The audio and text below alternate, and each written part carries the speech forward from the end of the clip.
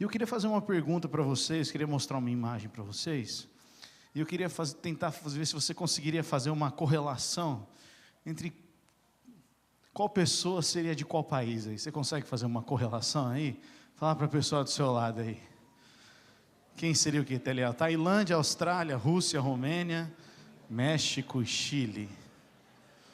Não é verdade?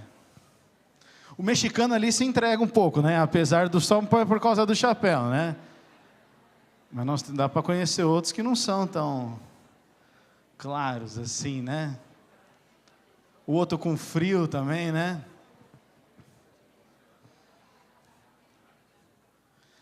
É meio óbvio, né? Talvez quem seja do que aqui, porque toda vez que nós vemos alguém, nós temos uma primeira impressão sobre a pessoa, sim ou não, gente? Nós olhamos, nós temos uma primeira impressão, sem ouvir a voz dela, sem nunca ter conversado, a gente acaba projetando alguma coisa. Muitas vezes a nossa análise é exatamente através da roupa ali, da vestimenta, não é verdade? De costumes. Eu peguei fotos, né, que representam bem, né? Então tem uma certa caracterização aqui. Eu não imagino que os mexicanos usem um chapéu desse para trabalhar todos os dias, não é verdade? Ou até mesmo, né, usando todas essas roupas aí, talvez de mais fácil identificação. Mas a gente conclui sobre uma pessoa a partir do que nós vemos dela. Então, as roupas, muitas vezes a gente ouvimos algumas palavras, muitas vezes nós vemos o seu comportamento. A gente vê isso, roupa, palavras e comportamento, quer dizer que a gente tem um relacionamento com essa pessoa? Não. A gente pode ver essas coisas sem ter um relacionamento. A gente pode analisar e ver. Agora, se eu perguntasse para você, qual dessas pessoas é mais feliz? Qual delas é mais realizada? Daria para saber? Está todo mundo meio que sorrindo aí, não é verdade? Só o cara do chapéu ali, que não está tanto ali, o australiano. É difícil a gente saber assim, não é? Por que é tão difícil? Porque a gente não consegue ter certeza. Pois para saber, nós precisamos conhecer o quê? O coração. Então você pode olhar, mas até que você tenha um tempo para poder sentar, falar, ouvir aquela pessoa, a gente não consegue saber quais são seus desejos, quais são seus sonhos, dificuldades, preocupações. Por isso, às vezes a gente tem que ser pronto para ouvir e tardio para julgar, como diz a palavra. Porque o que Jesus mais está interessado é no meu e no seu coração. A gente tem falado muito de coração aqui, num retrospecto. Mas sabe, gente, nos nossos dias, está muito fácil enganar outras pessoas. Está ou não está? Você já viu um vídeo de inteligência artificial na sua rede social que você jurou que era verdade? Aí você mostrou para outra pessoa e falou, não dá, o braço dele está invertido. Não é uma coisa de inteligência artificial. Cada dia mais o engano, que está muito atrelado ao espírito do anticristo, ele vai estar presente nos nossos dias. E não só no engano assim aparente, mas no engano principalmente para fazer com que certas mentiras sejam apresentadas como verdade. Porque o diabo, ele continua sendo um grande enganador. É a única coisa que ele sabe fazer. Mas quando Jesus prega lá em Mateus 5, 6 e 7, ele está no Sermão da Montanha, Jesus ele fala de pessoas verdadeiras. Repete isso comigo, pessoas verdadeiras. Jesus não está falando de uma coisa impossível de ser, mas ele está falando de características de pessoas que só podem ser daquela maneira descrita em Mateus 5, 6 e 7, quando elas têm um novo coração. Por isso, hoje nós vamos falar sobre o que significa ser pobre de espírito. Meu pai deu 2 mensagens aqui que introduziu muito claramente o que é o reino de Deus, a perspectiva, porque Jesus vem para inaugurar um novo reino, e esse reino se manifestará com plenitude, 100%, quando ele voltar na sua segunda vinda. Mas até lá o reino de Deus se manifesta dentro de mim e de você. Repete comigo, o reino de Deus começa dentro de mim. Não é uma igreja, não é um governo, não é uma entidade social que vai trazer o reino de Deus, sou eu e você. A partir do que ele flui e transborda na nossa vida, é que o reino de Deus se manifesta. Agora é importante a gente entender, porque quando Jesus ele vai falar sobre isso, ele traz umas características. E hoje eu quero focar somente em uma delas, que é o que é ser pobre de espírito. O que é isso? É aparência? É pobreza financeira? É humildade? Jesus ele fala isso, né? Bem-aventurados os pobres em espírito, pois deles é o reino dos céus.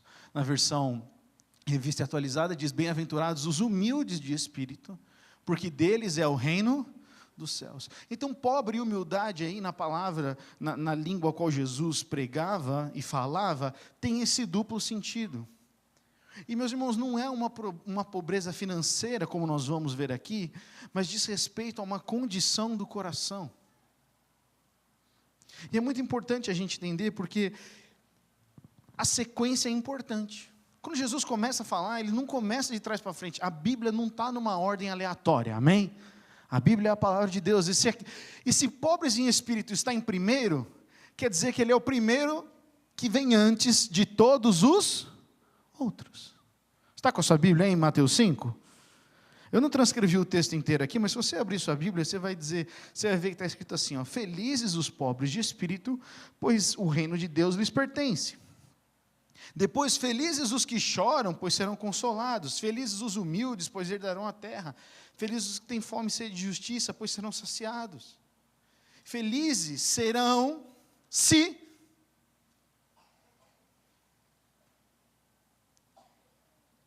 E quando Jesus começa com pobres de espírito, há uma concordância entre vários biblistas, que ele fala assim, Jesus está dizendo, isto aqui é o mais importante. Sem este primeiro, os outros não fluem. Os outros podem não acontecer. Porque é muito bonito a gente pensar sobre o reino de Deus, que é uma coisa incrível quando você lê nas Escrituras. Mas a gente precisa entender que esse reino, ele só pode ser desfrutado por quem nasceu de novo. Porque senão o reino de Deus ele não é um lugar que você tira um passaporte, tira um visto, vai e viaja. Passa um tempinho e volta. Quando você quer ir para um outro país que precisa de visto, é assim, não é? O que você faz? Você vai até o consulado ali, você tira o seu visto, não é verdade? E aí na entrevista do visto eles perguntam, quanto tempo você vai ficar lá? O que você vai fazer lá? Você não vai virar um ilegal lá? Por quê? Porque é para fazer um turismo. Então você vai, fica um tempo e volta. O reino de Deus não é turismo. Vamos repetir isso? O reino de Deus não é turismo. A gente não vai lá, pega o que a gente quer e volta para a nossa vida suja, porca, nojenta. O reino de Deus, a Bíblia vai falar que é uma coisa que nasce dentro do nosso coração. Então, Jesus fala, ninguém pode entrar no reino dos céus, ninguém pode desfrutar desse reino, se não tiver essa pobreza de espírito, essa humildade. Então, esse é um princípio que tem muito na palavra. Primeiro acontece o esvaziamento e depois vem o enchimento.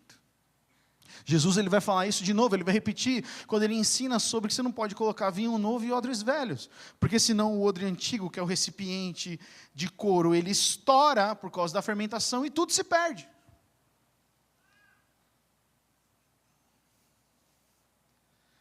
Às vezes, meus irmãos e irmãs, quando a gente lê o reino e a gente ouve essas verdades poderosas das Escrituras, e a gente ouve testemunhos incríveis de conquistas, e nós vemos tanta coisa boa, e aí você fala, parece que isso nunca acontece comigo. Alguém além de mim já teve essa sensação já? Não? Peraí, eu vou repetir, senão ou ninguém está me ouvindo aqui, está todo mundo viajando. Aquela sensação de que tudo acontece com os outros, mas nunca acontece comigo. Você já teve essa sensação? E você já teve inveja por causa dessa situação? E você já se afastou de Deus por causa dessa sensação? Você já ficou bravo com Deus por causa dessa sensação? Metade não, gente. Metade da igreja nunca ficou. Vocês são bons demais. Quando vier Jesus, vocês vão subir primeiro, certeza. Eu falo para vocês que eu tive já. Ô Senhor, estou fazendo tudo certinho. Por que acontece com o outro? Só acontece comigo, não acontece com vocês.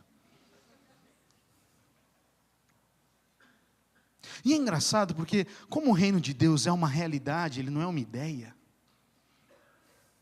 O reino de Deus não é uma ideia, é uma realidade. A gente vê essas coisas e fala, nossa, que interessante aquilo. Nossa, que vitória maravilhosa. E você fala, mas como é que eu desfruto daquilo? Aí você vai falar que eu preciso então fazer um monte de coisas. O que eu preciso fazer para fazer a mesma coisa? É a pergunta do jovem rico para Jesus. O que eu preciso fazer para herdar a vida eterna? E aí Jesus fala com o jovem rico, você tem que honrar teu pai e tua mãe, e dá toda a lei ali para o jovem rico. O que o jovem rico fala para ele? Isso aí eu já faço tudo. E aí Jesus fala, então vai, vende tudo e me segue. Aí a porca torce o rabo. Aí ele olha e a Bíblia fala que ele volta para sua casa triste, porque ele tinha muitas posses. Então, apesar de fazer tudo, o coração estava amando outra coisa a não ser Jesus. O jovem rico estava cheio. E quando Jesus falou, eu vou te dar algo melhor, só que para você receber algo melhor, você precisa se esvaziar, ele falou, não obrigado. A questão do jovem rico não é sobre ser rico, ok? A questão do jovem rico é amar mais outras coisas do que a Jesus.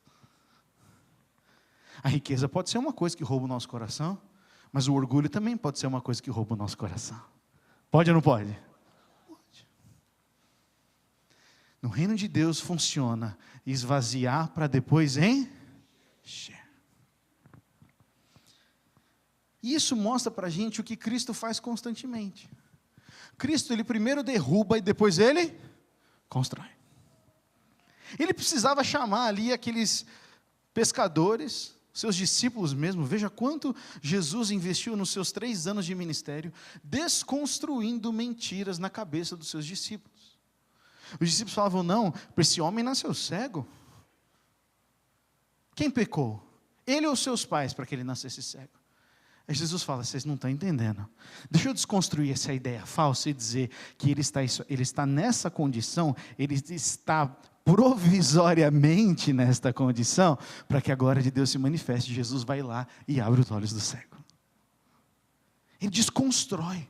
Qual que é o grande choque dos discípulos? Eles viveram grande parte da sua vida, tudo bem que eles tinham ali uma idade jovem, mas eles eram adolescentes ali, jovens, Pedro era o mais velho, mas todos eles estão vendo algo, e falando, mas eu não aprendi assim, mas agora Jesus está falando que é assim, eu quero o jeito de Jesus, eu quero viver do jeito de Jesus, mas para viver do jeito de Jesus, eu preciso abandonar o que não é de Jesus. E esse é o negócio que eu ouvi muito na minha adolescência do crente Raimundo.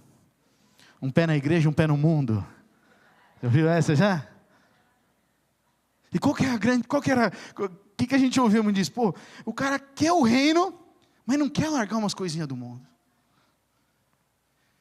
Eu quero as bênçãos do reino, eu quero a cura do reino, eu quero a presença do rei do reino, mas esse bar aqui que eu vou todo dia, não dá. Eu tenho que estar lá. Esse videozinho que eu assisto, essa mentirinha que eu conto, isso aqui que eu tenho que sustentar para manter o meu emprego, eu não quero, porque se eu sair disso, eu vou perder umas coisas que eu gosto muito, então eu quero ficar um pouquinho no mundo e um pouquinho no reino. Deixa eu dizer, quem está um pouquinho no mundo e um pouquinho no reino, não está no reino. E aí a gente cai numa mentira de que dá para viver meio a meio. Caímos ou não caímos, gente? A gente caiu. E muitas vezes a gente não deixa Cristo destruir certas coisas no nosso coração. Jesus, ele falou várias vezes com os discípulos, e coisas que confrontaram as suas convicções mais profundas. Falando sobre a sua ressurreição, Jesus falou: eu vou destruir e vou reerguer em 3 dias. Por quê? Porque Jesus tinha que fazer, ele tinha que destruir aquela religiosidade dos judeus e inaugurar uma nova e eterna aliança. Por isso que ele falou: eu vou destruir esse templo e vou reconstruí-lo em 3 dias. Ele não está falando do templo físico, daquelas muralhas, mas ele está falando de que assim, a presença de Deus não mais estará lá, mas estará aqui, em todo aquele que crer em mim. Jesus, ele condena o pecado e depois liberta. Condenar o pecado não é acusar o pecador, há uma diferença. Ele condena o pecado. Jesus nunca pegou e viu uma situação que era pecado, que a lei dizia que era pecado, e falou: não, isso aqui não é mais pecado. Não tem registro na Bíblia de Deus mudando o que é pecado ou não. Jesus nunca mudou o que era pecado do Antigo Testamento. Só que Jesus falou: eu vou dar uma abordagem diferente para quem está cometendo o pecado. Lembra da mulher pega em adultério? João 8. Seus acusadores pegam ela, arrastam ela, colocam ela em praça pública, prontos para apedrejá-la, porque era o que mandava a lei de Moisés. E aí então, a lei de Moisés aqui é a lei de Deus. E aí então eles colocam Jesus num lugar que fala: e aí? Ou ele vai ter que negar a lei, ou ele vai ter que... Porque se ele negar a lei, nós mata ele. Senão ele vai ter que matar a mulher, e eles vão ver que Jesus é igual a gente. Eles colocam Jesus numa sinuca. Ele não tem como sair. Na cabeça deles. Jesus então pega e fala assim, Jesus fala: não, esta mulher não pecou. Vocês são parciais. Cadê o homem que estava traindo com ela? É isso que Jesus fala? Jesus entra em argumentação com eles? Jesus tenta provar que ele está certo? Não, porque o reino de Deus não precisa provar que está certo. Jesus fala: então, quem não tem pecados, que atire a primeira pedra. Jesus bagunça a cabeça daqueles homens. Porque agora eles são iguais à mulher pega em adultério. De acordo com a própria lei de Deus que eles citaram para matar ela. Vocês estão aqui comigo, sim ou não, gente? Jesus pega o que eles queriam condenar como pecado e fala: então, o pecado dela é igual ao meu e o seu. O meu de Jesus não, porque Jesus nunca pecou, não é verdade? Mas é igual. E nenhum judeu, conhecendo a Torá, a Bíblia, ia poder negar isso. E a Bíblia fala que a partir dos mais velhos, então, que talvez tinham mais vivência e talvez cometido mais pecados, eles vão largando as pedras um por um. E aí Jesus chega até aquela mulher e fala: onde estão aqueles que te condenaram e te acusaram? Não estão mais aqui? Então eu também não te condeno. Porém, como é que é o texto, gente? Vai e não peques mais. Você percebe então que Jesus condena o pecado e ele liberta? Isso é pecado, mas agora você não vai mais precisar fazer isso. Jesus, ele traz a convicção do pecado. Para antes vir da conversão, a conversa com Nicodemos. Jesus fala para ele que é necessário nascer da água e do Espírito. Nicodemos é um cara que está querendo, você vê que ele está buscando mais Jesus, mas ele fala: Nicodemos, então, se não arrepender, não converte. Porque a conversão não é uma mudança de comportamento e de aparência somente. Muda sim o comportamento, pode mudar inclusive a nossa aparência, mas é fruto de um coração. E todos os convites que Jesus fala para alguém segui-lo, Jesus sempre pega no coração. A humilhação vem antes da exaltação. E aqui a humilhação, quando você pensa em humilhação, você pensa em alguém expondo outra pessoa, não é verdade? A pessoa foi humilhada, quer dizer que ela foi exposta, quer dizer que ela não teve chance. A humilhação aqui não é no sentido da exposição vergonhosa, mas é da traga à luz, e então você desfruta. Fala para o seu amigo do seu lado: Deus não pode abençoar o que está nas trevas. A Bíblia fala que eu sou luz. Ele não vai falar isso lá em 1 João? Em 1 João ele fala isso. As trevas e a luz não podem coabitar. Jesus também vai ensinar isso, ele fala, os seus olhos são luz. Se os seus olhos forem luz, todo o seu corpo será cheio de luz, mas se os seus olhos forem trevas, quão grandes trevas serão? Porque você foi desenhado para a luz, não para as trevas. Mas qual que é o espírito do nosso mundo, meu amigo, minha amiga? Nós temos, o espírito do nosso mundo tem essa cultura dessa autoexpressão. Então o nosso mundo, ele exalta pessoas que têm personalidade forte. Exalta ou não exalta? Ainda mais com as redes sociais. Tem gente que nunca vendeu um pedaço de pão, mas porque fala forte e grita muito, é uma pessoa que as pessoas seguem para ouvir. Tem pessoas que têm menos qualificação técnica numa área, mas só porque a pessoa fala bem, tem um grande posicionamento, e não sei por que a gente colocou como seguidores uma medida de capacidade, o que não é.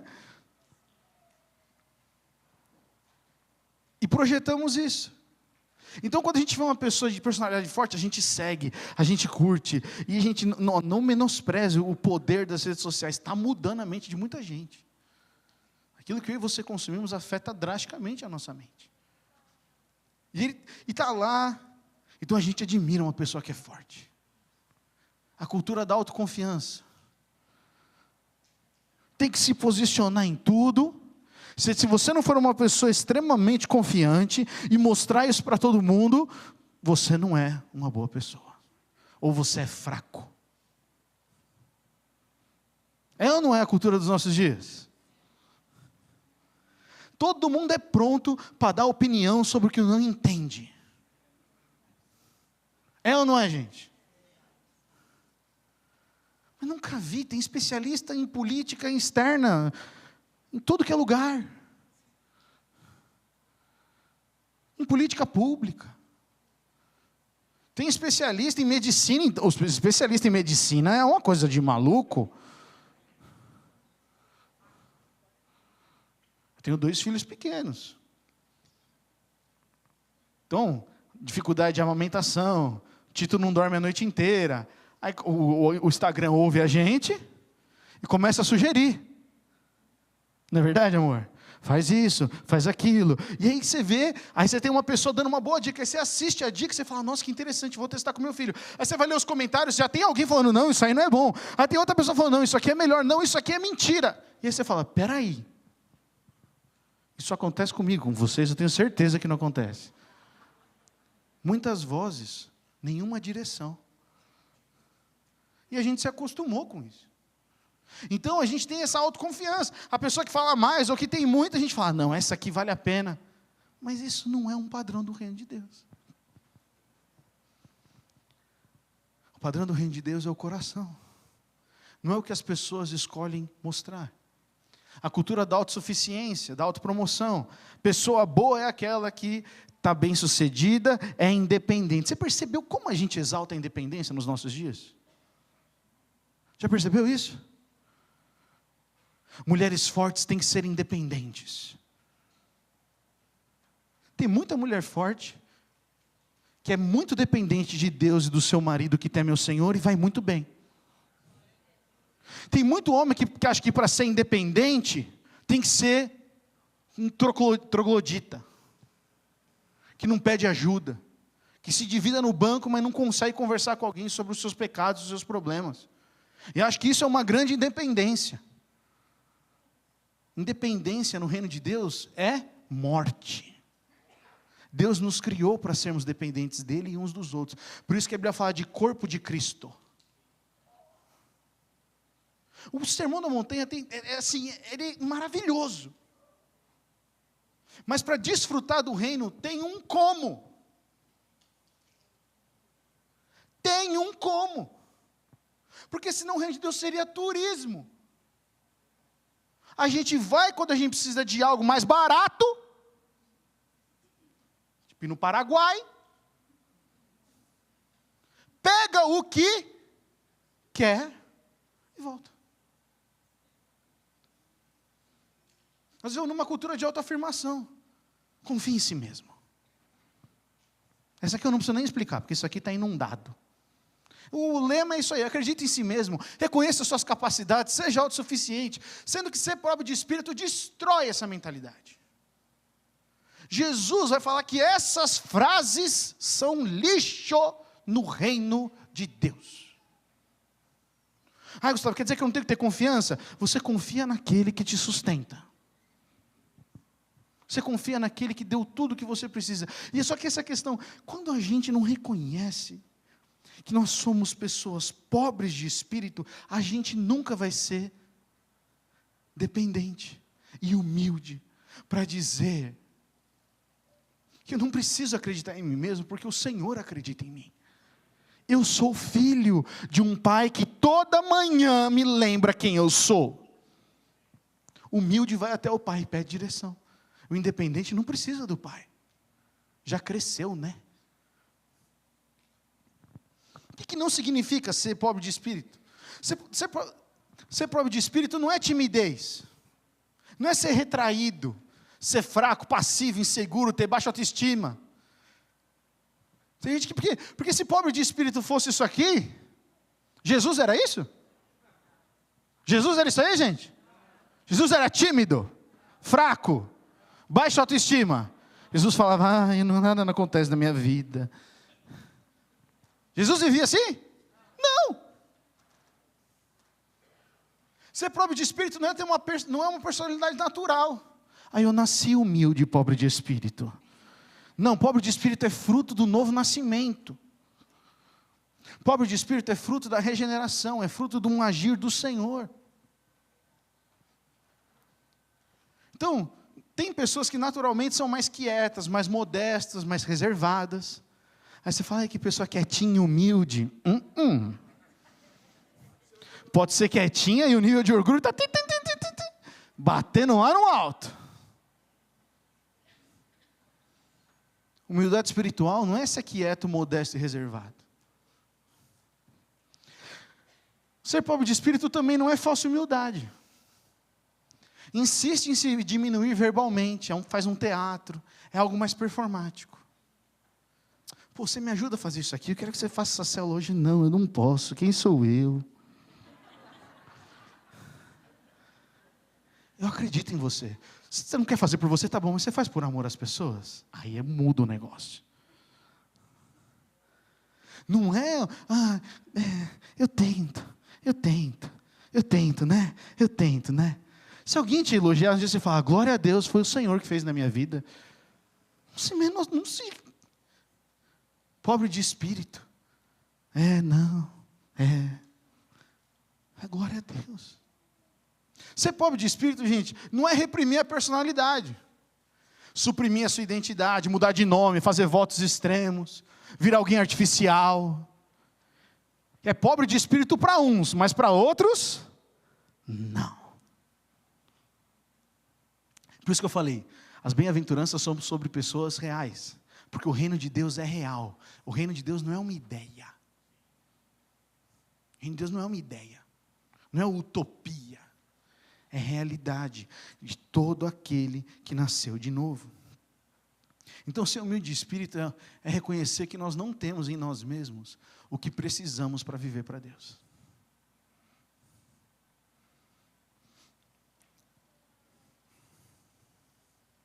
A gente trabalha com jovens já há muitos anos, e é muito engraçado lidar com filhos de pai crente, de pais cristãos. Porque eles começam a frequentar a igreja muitas vezes porque virou uma rotina, virou uma cultura da família. E aí na hora da gente falar do novo nascimento, do arrependimento, é muito engraçado, já vi isso várias vezes acontecendo. Eles não acham que eles são pessoas ruins. Não, eu minto pra caramba, eu fico um monte de menina na escola, mas ruim eu não sou. Por quê? Porque a nossa mentalidade de ser uma pessoa ruim ou boa está sendo eu me comparando com outro. Então eu pego um bandido, um ladrão, um safado e falo, não sou ele, então não sou mau. Quantos por cento para ser bom e mau? 20%? Tem uma pesquisa para dizer se eu sou bom ou se eu sou mau? Romanos vai falar que todos nasceram no pecado. Todos são maus e estão destituídos da glória de Deus. Mas por causa de Jesus Cristo, nós somos reconciliados com Deus, amém? Para uma viva e nova esperança. Agora, meu irmão, minha irmã, se a gente acredita que a gente tem o que a gente precisa para se relacionar com Deus, a gente pode entrar num relacionamento onde nós nunca nos arrependemos.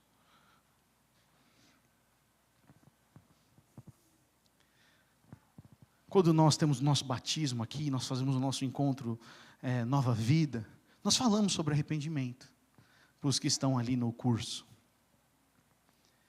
E existe um grande arrependimento, que todos nós que cremos em Jesus passamos na nossa vida, que é o abandono da antiga maneira de viver, do reino das trevas, sendo transportados para o reino do seu Filho amado, para o reino da luz. Mas deixa eu te dizer uma coisa, meu irmão, minha irmã, olha bem aqui para mim.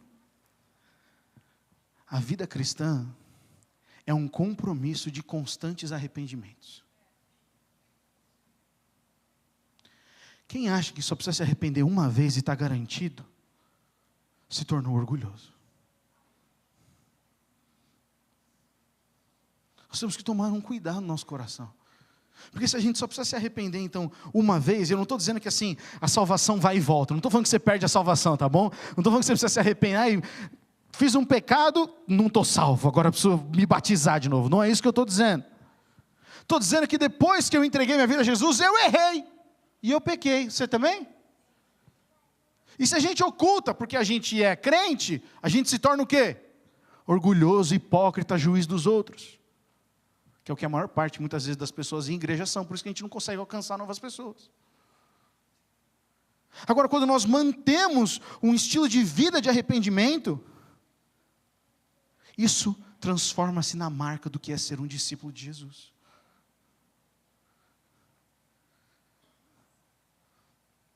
O reino de Deus é um reino de arrependidos. O reino de Deus é um reino de pessoas que têm o coração consciente de que o que eu preciso para viver para Deus vem de Deus. Eu não posso viver sem Ele. Ser humilde de espírito é saber que sem Deus a gente não consegue viver da maneira que Ele deseja. Ah, não sou crente, beleza. Eu me batizei ali, agora eu frequento uma célula, show de bola. E agora eu vou viver a vida da maneira que eu quero. Porque agora eu já sou, garantia, eu tenho o selo, o passaporte está carimbado, céu. Não é isso que a Bíblia diz. Para a gente viver da maneira que Ele deseja, nós precisamos ser cheios do Espírito Santo. O Espírito Santo não possui a gente e sai quando a gente erra, mas o Espírito Santo permanece em nós, e na medida que nós nos relacionamos com o Pai, o Espírito Santo cresce. Por que Ele cresce?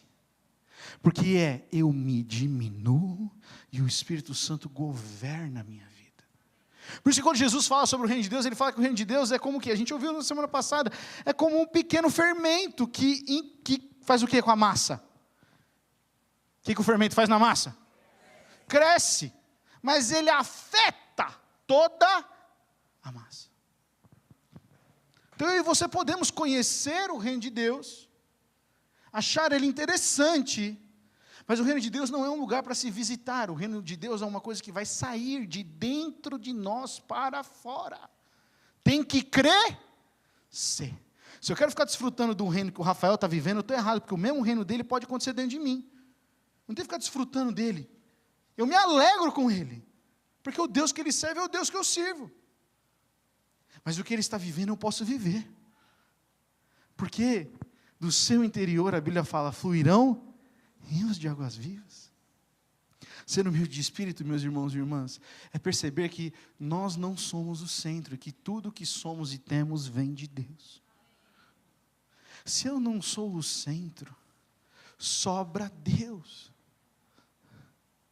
E na cultura que nós estamos inseridos, que o homem é o centro, que as conquistas humanas são o centro, que as pessoas exigem que nós sejamos sempre bem-sucedidos, e ninguém posta, ou aparenta, ou comenta sobre as suas coisas ruins que acontecem, as suas dificuldades que acontecem. A gente importou isso para a igreja. Então a gente vai numa série e pergunta, como você está bem? Estou bem. Casamento está o bagaço. Mas está bem. Por que a gente acreditou nisso? Por que nós deixamos uma cultura do mundo invadir a cultura do reino de Deus? A cultura do reino de Deus é de vulnerabilidade. A cultura do reino de Deus é quando a gente ouve Jesus, a gente obedece. A cultura do reino de Deus é ter a Bíblia e a palavra do Senhor como palavra final sobre as nossas vidas. O reino de Deus tem N implicações, mas ninguém, ouça bem, ninguém desfruta do reino de Deus com um coração orgulhoso e independente. Se eu sou o centro, eu não vejo o reino de Deus. Eu posso visitar às vezes, talvez, ter um respingo, mas quem desfruta do reino, já morreu para si. Então a humildade verdadeira, meu irmão, minha irmã, nasce do encontro com Deus e não de comparação com as pessoas. Deixa eu te dizer isso. Pare de se comparar com alguém pior que você, para você se sentir bem. Compare-se, eu e você devemos nos comparar, sabe com quem? Com Jesus, para a gente se sentir mal. Mas aí a gente não vai ficar nessa condição. A gente vai falar, Senhor, eu quero ser como o Senhor. E a Bíblia fala que a boa obra que Ele começou em nós, Ele vai aperfeiçoar até a vinda de Jesus. Então quer dizer que quando a gente tem a referência como Cristo sendo o melhor, e eu não sendo o melhor, como Cristo é, mas eu tenho essa meta, esse objetivo, eu falo, Cristo, eu quero ser como o Senhor. E eu dependo de Deus para me transformar à imagem de seu Filho, nem que eu gaste uma vida inteira. Eu vou viver em humildade, dedicando a minha vida para ser como Jesus. Um dia eu estava conversando com um amigo, e a gente estava discutindo algumas coisas, e foi tomando o padrão de Cristo, mas é referência a Cristo. Ele falou, pô, Gustavo, mas se a gente for viver com referência sendo Cristo, a gente está lascado. Eu falei, essa é a ideia mesmo. A ideia é a gente olhar e falar, não posso, não consigo, se não for o Senhor. Se não for o Senhor. Agora, abaixa o nível de expectativa. Põe o seu alvo ser, sei lá, qualquer outra pessoa aí. Uma pessoa que você segue, um influenciador, alguém que você tem como credibilidade. Perdeu o foco de Cristo? Já era. Lembro do pastor Carlos Alberto pregar muito isso. Eu lembro uma época que a gente tinha um encontrão de jovens nacional lá em Sumaré, era um encontro com jovens, tinha 5 mil jovens lá e tudo, e foi bem numa época que todo mundo queria ser igual ao Neymar. Vocês lembram dessa época, gente? Era o cabelo igual ao do Neymar, era tudo igual ao Neymar. O Neymar marcou uma geração, não marcou? Igual aquele cabelo do Ronaldinho, lembra do Cascão na Copa do Mundo, do Ronaldinho? O que teve de gente fazendo aquele cabelo depois. Por quê? Porque sabe o que é interessante? Essas figuras, elas têm uma influência. E quanto mais infantil somos, e aqui não é uma crítica às crianças, tá? Porque muitas crianças não têm a conscientização completa do que é uma referência, eles olham e falam, eu quero ser como ele. Então qual é a primeira coisa que eles fazem? Vou mudar o meu exterior.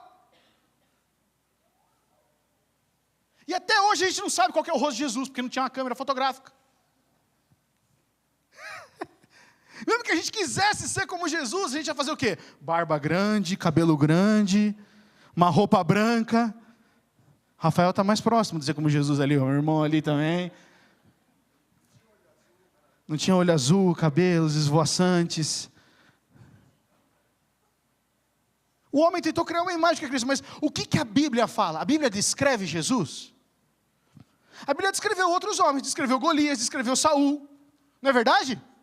Descreveu Jeremias, mas Jesus não descreve, por quê? Porque a aparência não importa, o que importa é o coração, e nós estamos numa cultura que está vendo a aparência, e a gente quer simular a aparência, e pobre de espírito tem a ver com o coração, e aí Jesus fala, aprendei de mim que sou manso e humilde, é a única coisa que Jesus fala sobre ele. Não estou bravo, só estou empolgado. Mas olha isso, olha Isaías lá atrás. Você percebe que Deus não mudou isso quando veio Jesus. Deus sempre teve esse padrão. Olha o que ele fala. Pois assim diz o alto e sublime que vive para sempre e cujo nome é santo. Toma essa aí. Olha quem está falando. Habito num lugar alto e santo, mas habito também com o contrito e humilde de espírito, para dar novo ânimo ao espírito do humilde e novo alento ao coração do contrito. Você pode dizer amém? Amém. Entendeu o que esse texto está dizendo? O humilde e o contrito, ele é uma pessoa que vive mais reflexiva, assim, tem mais consciência de que ele é, mas ele não anda de cabeça baixa, sendo humilhado pelas pessoas, porque Deus está dizendo, eu vou dar novo ânimo para ele, e vou dar alento, vou dar conforto, vou dar resposta ao coração daquele que está contrito. Então eu posso andar numa condição onde eu reconheço sempre que o Senhor é o Todo-Poderoso, mas Ele não vai fazer eu andar de cabeça baixa, comendo o resto, porque Ele vai me dar ânimo, e vai cuidar do meu coração, para que eu desfrute do reino de Deus. Mas Ele não está com quem já está forte. Jesus falou, eu não vim para os sãos. E essa é a perspectiva do reino. Gustavo, então o reino de Deus é só de pessoa capenga? É só de pessoa sempre caindo aos pedaços? Não, o reino de Deus é pessoas que confiam em Jesus Cristo, que são cheias do Espírito Santo, que vivem nessa ousadia de fé, mas não andam independentes. Meu irmão, minha irmã, o problema de hoje é que nós achamos que podemos ser independentes de Deus, porque a gente faz algumas coisas crente. Não podemos ser independentes do Senhor. A pobreza de espírito mantém a gente dependente. Não vou pensar mais do que eu sou. A Bíblia vai falar isso. Não pense o homem além do que a condição que Deus deu para ele pensar sobre si. Então Deus não quer que você pense menos de você. Ele quer que você pense aquilo que Ele pensa sobre você. Se eu pensar de mim o que Deus pensa de mim, nunca serei orgulhoso. Mas se eu pensar um pouco a mais ou um pouco a menos, eu sou orgulhoso. Porque quando eu penso menos do que Deus pensa de mim, eu me torno orgulhoso. Porque eu me torno dependente da aprovação das outras pessoas. Mas não é o tema de hoje. Sempre que alguém vier a glória de Deus, ocorre o mesmo efeito. Queda do orgulho, quebra da autossuficiência e consciência da sua pequenez. Sempre, 100% dos casos registrados. Se fosse uma pesquisa científica. 100%. Não sinto, Gustavo, que o meu orgulho foi quebrado, então preciso encontrar Jesus. Eu estou falando isso para mim. Quantas vezes, gente, a autossuficiência bate a porta. Por isso que eu estou falando que a vida cristã é uma constância de arrependimentos. Eu preciso voltar, Senhor. Eu assumi o controle. Me tornei independente. Me perdoa, Pai. Estou abrindo mão, vou reparar, não vou sair dessa posição de te ouvir. Quebra a autossuficiência. E tenha consciência de que é pequeno. Gente, vamos ver na Bíblia, olha Gideão. Gideão, quando Deus chama, ele fala o quê? Eu sou o menor da casa do meu pai. Gideão tem várias outras implicações, que não dá para a gente tratar aqui. Mas Deus escolhe Gideão, porque ele é um homem que pode ser trabalhado, você entende? Gideão, o começo da história de Gideão é uma coisa, o final é outra. Ele é cabeça dura em vários momentos, como eu e você somos. Mas o Senhor continua, você está entendendo? Porque o Senhor nunca lança fora um coração contrito. Mas ao orgulhoso, a Bíblia fala que ele resiste. O que o Senhor faz com um coração orgulhoso? O que o Senhor faz?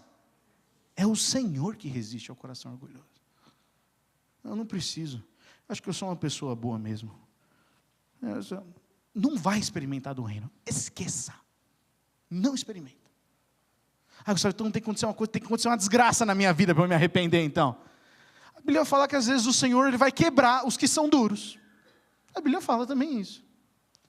Mas tem aqueles que achando que são bons vão terminar no inferno. Esses aí vai ser mais dolorido, né? Eu prefiro ser quebrado, não sei você. Mas você não precisa quase morrer para ser quebrado. Você não precisa enfrentar um câncer para ser quebrado. Você precisa ouvir a palavra de Jesus e falar: este homem que morreu por mim na cruz e me libertou dos meus pecados, é Ele que merece ser o Senhor da minha vida. E nisso nós nos rendemos, em resposta a Ele. Moisés se vê incapaz. Deus fala para Moisés: quem é você? Ele fala: quem sou eu para ir até o faraó? Davi, diante da presença de Deus, ele fala: quem sou eu, Senhor, para que venhas a mim? Isaías, depois da visão lá, Isaías 6 da glória, ele fala: ai de mim, estou perdido, porque eu vi o Senhor. E nenhum desses caras se ferraram, morreram. Porque o Senhor fala: eu vou mostrar para você o que eu sou, como Jesus fez com os discípulos, eu vou mostrar para vocês o meu reino, para que vocês vivam nele, nessa perspectiva do que é o meu reino.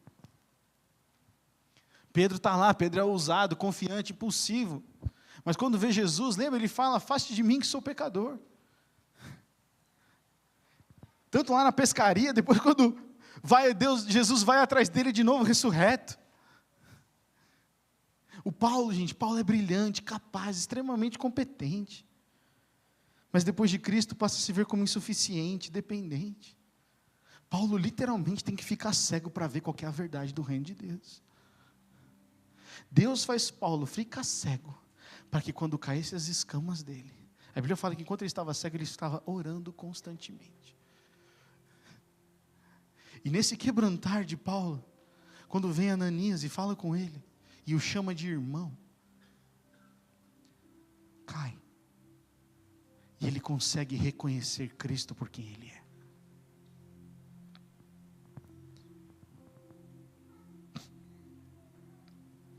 O que Jesus diz sobre isso? Jesus, Ele é o pobre de espírito, Ele é a referência, porque Ele dá uns exemplos para nós. Ele fala: por mim mesmo, nada posso fazer. Meus irmãos, só para você lembrar aqui, né, caso você não conheça, um spoiler: Jesus é Deus, tá? Jesus é Deus. E Ele sabe disso. Ele não é um super-herói que vai descobrir depois na jornada que Ele é super. Ele veio sabendo que Ele era Deus. E Ele diz: por mim mesmo nada posso fazer. Eu julgo conforme apenas ouço, e o meu julgamento é justo, pois não procuro agradar a mim mesmo, mas aquele que me enviou. Isso é humildade de espírito. Então Jesus disse: quando vocês levantarem o Filho do Homem, saberão que eu sou, e que nada faço de mim mesmo, mas falo exatamente o que o Pai me ensinou. Jesus não é independente. Pois não falei de mim mesmo, pois não falei por mim mesmo para o Pai, mas o Pai que me enviou, me ordenou a dizer o que falar. Sei que o seu mandamento é a vida eterna, portanto o que eu digo é exatamente o que o Pai me mandou dizer. Aquele que não me ama não obedece às minhas palavras. Essas palavras que vocês estão ouvindo não são minhas, são do Pai que me enviou. Jesus, mesmo sendo Deus, viveu dependendo do Pai, em oração constante, submissão completa. Humildade de espírito é a ausência total de orgulho pessoal, de autoconfiança e de independência. Meu irmão, minha irmã, nós somos uma igreja que trabalha em células. A célula só existe para a gente não ser independente. A célula existe para a gente aprender de Jesus uns com os outros e sair do modo autossuficiente. A célula quebra o nosso orgulho, porque lá nós temos que ser quem nós somos. Aqui a gente pode aparentar uma coisa, mas na célula alguém conhece o nosso nome, conhece os perrengues que a gente passa. Alguém que anda perto da gente, mesmo a gente sendo bagunçado. Célula não é uma estratégia para aumentar a igreja. Célula é um instrumento de fazer discípulos. Discípulos são dependentes uns dos outros. Tanto que quando Jesus faz, Ele envia eles de 2 em 2. Mas o que torna alguém humilde de espírito? Sabe, como é que eu viro alguém humilde de espírito? Não é olhando para si mesmo, Não é fazendo exercício de autodepreciação.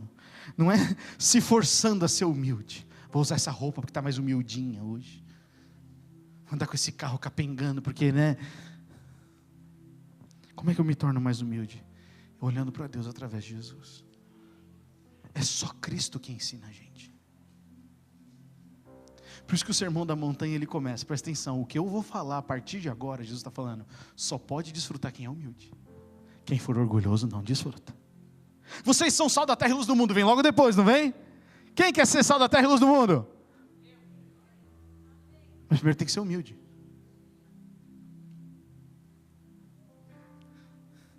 O sal é para ser usado por Ele.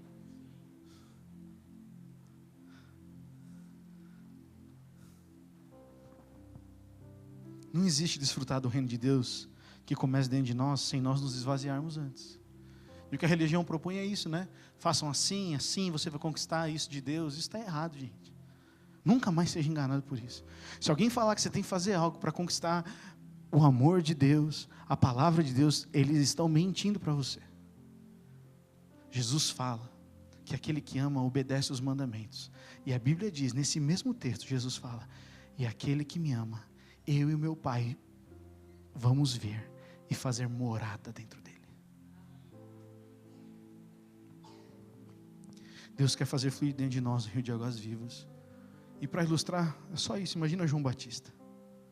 João Batista nasce 6 meses antes de Jesus. Ele tem uma promessa clara, vai preparar o caminho do Messias. Ele espera 30 anos para começar a viver isso, em preparação. Muitos desses anos ele passa no deserto. Mas por que você colocou a imagem de João Batista? Porque a Bíblia fala como João Batista se mexia. Alguém quer ser igual a ele assim, ó? Rejeitado pelo jeito que se vestia, por como andava no deserto. Mas o Filho de Deus, que não tem pecado, vai se batizar com ele. Jesus se batiza com quem ninguém dava moral. Jesus se põe numa situação de se batizar para o arrependimento, sendo que Jesus não precisava de arrependimento. Mas sabe por que Jesus se batiza? Naquele momento que Jesus se batiza, a Trindade é revelada. Uma voz se ouve do céu, Jesus é reconhecido como Filho e o Espírito Santo repousa sobre Jesus. Ele se batiza para revelar que Ele é Deus. E quem é o primeiro que vê isso? João Batista. E ele fala, eis está vindo aquele de quem eu não sou digno nem de desatar as suas sandálias. João Batista era um homem humilde. E a humildade de João passa por ele ter uma longa obediência na mesma direção. Às vezes a gente oscila na nossa obediência, porque nos falta a humildade de falar, a tua palavra é melhor, Senhor. Eu vou permanecer nela. Se pobre de espírito, meu irmão e irmã, à disposição de obedecer sem colocar a si mesmo no centro. E nisso desfrutar do reino de Deus. A banda pode subir aqui. Ser pobre de espírito é saber que Deus do Pai é santo. É saber que só desfruta desse Pai quem é santo. É saber que a santidade do Pai foi derramada em Jesus. É saber que quando Jesus habita em nós, nós nos tornamos santos. Porque se esvaziar é um ato de santidade. Você pode repetir isso comigo? Se esvaziar é um ato de santidade. Por isso que a Bíblia fala em Hebreus 12, sem santidade, ninguém verá o Senhor. Normalmente fala de relacionamento, do reino, do rei do reino.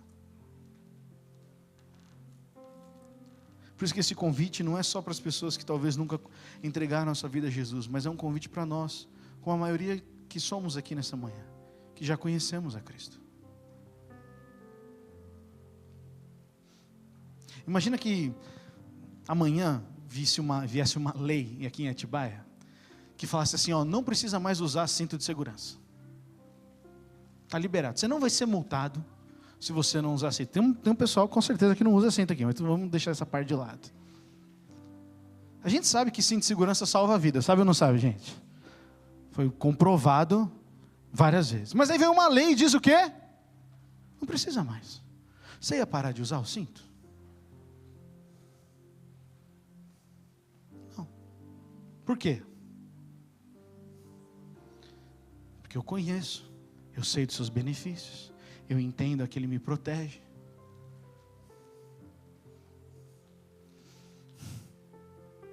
Alguém nos enganou de que depois que a gente vira crente, a gente pode ser crente sem orar, sem ler a Bíblia, sem a intimidade do corpo de Cristo. E a gente acreditou. Se a gente não faria isso com um cinto de segurança, por que a gente faria isso no relacionamento com Deus? Por isso que eu encerrei com esse texto sobre santidade. Eu quero ver Jesus, não sei você quer ver Jesus? Ser santo, como é que eu sou santo? Eu me esvazio. Como é que eu me esvazio? Eu me torno humilde.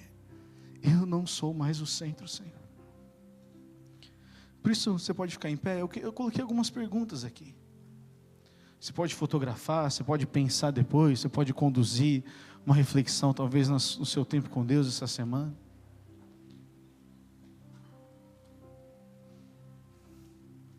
Mas quando Jesus está falando no Sermão da Montanha, meus irmãos e irmãs, Ele está falando, ele não chamou um grupo, você sabia disso? Jesus não passou na Galileia e nas regiões que Ele passou, Ele falou, povão, vamos lá, tem uma palavra para dizer para vocês. Foi isso que Jesus fez? A Bíblia fala que Ele saiu com os seus discípulos, e uma multidão o seguiu. E aí Mateus 5 fala que Jesus então senta e começa a ensinar aos seus discípulos, e a multidão está ouvindo, e em um momento Jesus se direciona a elas. Alguns que ouviram, talvez falaram, custa muito, não vale a pena.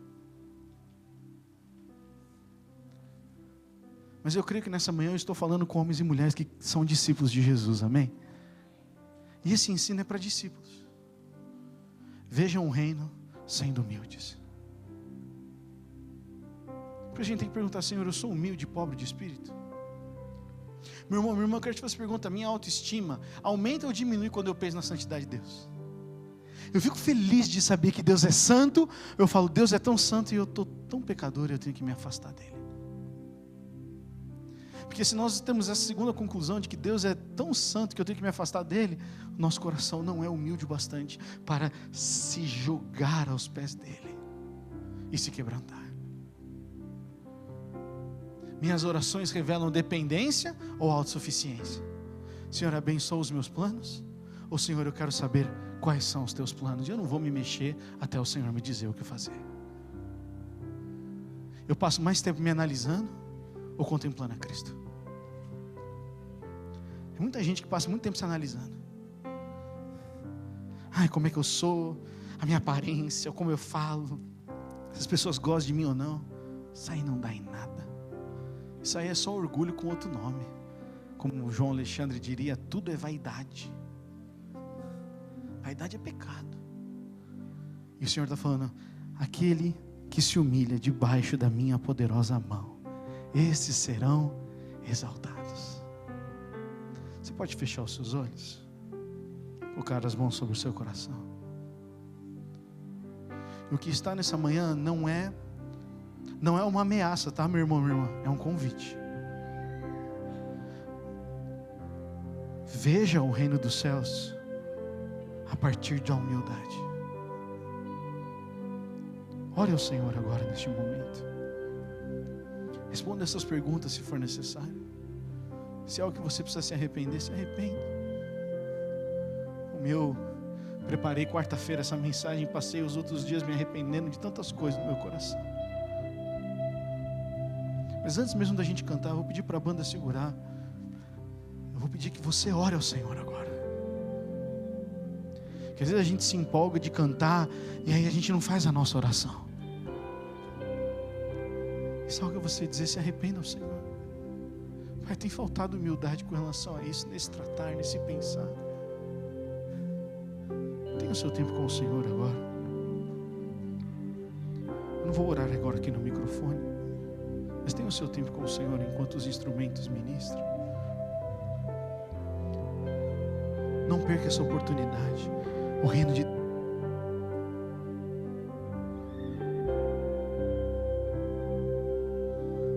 Deus está à porta. Não tem motivo para não desfrutarmos dele.